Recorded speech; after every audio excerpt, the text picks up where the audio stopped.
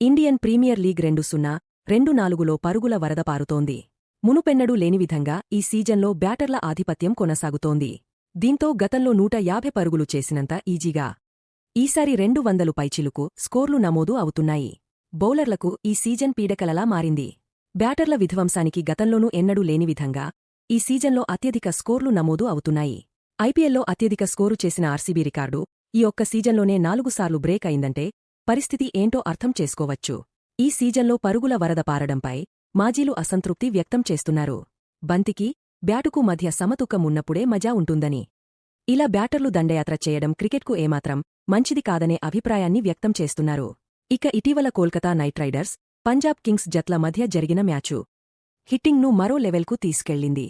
KKR నిర్దేశించిన 262 పరుగుల లక్ష్యాన్ని పంజాబ్ కింగ్స్ మరో 8 బంతులు ఉండగానే ఛేదించింది. దీంతో 250 పైచిలుకు పరుగులు చేసినా విజయంపై ధీమాగా ఉండలేని పరిస్థితి నెలకొంది. ఇక ఆదివారం ఏప్రిల్ 28 జరిగిన మరో మ్యాచ్లో గుజరాత్ టైటాన్స్ నిర్దేశించిన 201 పరుగుల లక్ష్యాన్ని రాయల్ ఛాలెంజర్స్ బెంగళూరు మరో 4 ఓవర్లు మిగిలి ఉండగానే ఛేదించింది. అది కూడా ఒకే వికెట్ కోల్పోయి. ఐపీఎల్లో బ్యాటర్ల విధ్వంసానికి ఇది మరో ఉదాహరణ. భారీ స్కోర్లకు కారణమేంటి? ఈ సీజన్లో పరుగుల వరద పారేందుకు అనేక కారణాలు దోహదం చేస్తున్నాయనే విశ్లేషణలు వస్తున్నాయి. ఫ్యాన్స్కు మజాను అందించేందుకు చిన్న బౌండరీల ఏర్పాటు, బ్యాటింగ్కు అనుకూలమైన పిచ్ను తయారు చేయడం, బంతికి బ్యాటుకు మధ్య సమతూకాన్ని దెబ్బతీస్తోందని మాటలు వినిపిస్తున్నాయి. ఇంపాక్ట్ ప్లేయర్ రూల్, దూకుడుగా ఆడేవారికే ఎక్కువ అవకాశాలు వస్తుండటం కూడా భారీ స్కోర్లు నమోదు అయ్యేందుకు కారణంగా మారింది. ఎండ కూడా భారీ స్కోర్లకు కారణమా? ఐపీఎల్ 2024లో భారీ స్కోర్లు నమోదు అవడానికి పెరుగుతున్న ఎండలు కూడా ఓ ప్రధాన కారణమట. వాస్తవానికి భారత్లోని సంప్రదాయ పిచ్లు బ్యాటుకు, బంతికి మధ్య సమతూకాన్ని అందించేవి. పిచ్ పొడిగా ఉన్న పరిస్థితుల్లో స్పిన్నర్లు, తేమగా ఉన్నప్పుడు పేసర్లు రాణించేవారు. దీంతో వారికి కావాల్సిన స్వింగ్, సీమ్ను రాబట్టేవారు. కాని ప్రస్తుతం పరిస్థితి పూర్తిగా మారిపోయింది.